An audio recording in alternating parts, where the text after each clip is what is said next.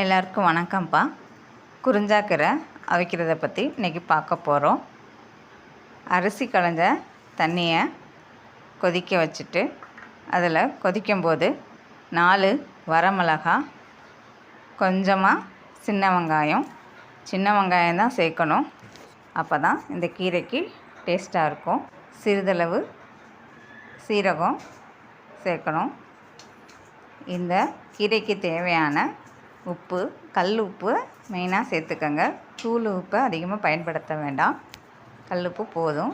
தண்ணி நல்லா ஒரு கொதி வந்ததுக்கப்புறம் நம்ம குறிஞ்சாக்கீரையும் முருங்கைக்கீரையும் எடுத்து வச்சுருக்கேன். கலந்து 1 பங்கு குறிஞ்சாக்கீரைனா 1 பங்கு முருங்கைக்கீரையை கலந்து அலசி எடுத்துக்கோங்க. இந்த கொதிக்கிற தண்ணியில் சேர்த்து நல்லா வேக விடுங்க. நல்லா வெந்ததும் அதில் உள்ள தண்ணியை மட்டுமே எடுத்து சர்க்கரை நோயாளிகளுக்கு கொடுத்தோம்னா சர்க்கரை நோய் கண்டிப்பாக கண்ட்ரோல் ஆகும்.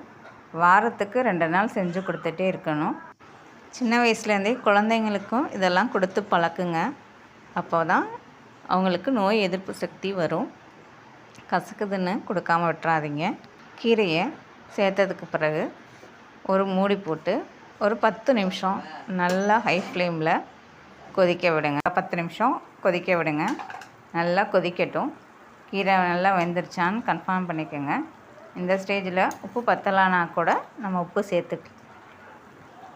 அவ்வளோதான், குறிஞ்சாக்கீரை ரெடி ஆயிடுச்சு. தண்ணியையும் கீரையுமே சாப்பிட்டுட்டு வந்தாவே போதும். சர்க்கரை நோய் கண்டிப்பாக கண்ட்ரோல் ஆகிடும். பெரியவங்க வீட்டில் உள்ளவங்களுக்கெல்லாம் செஞ்சு கொடுங்க.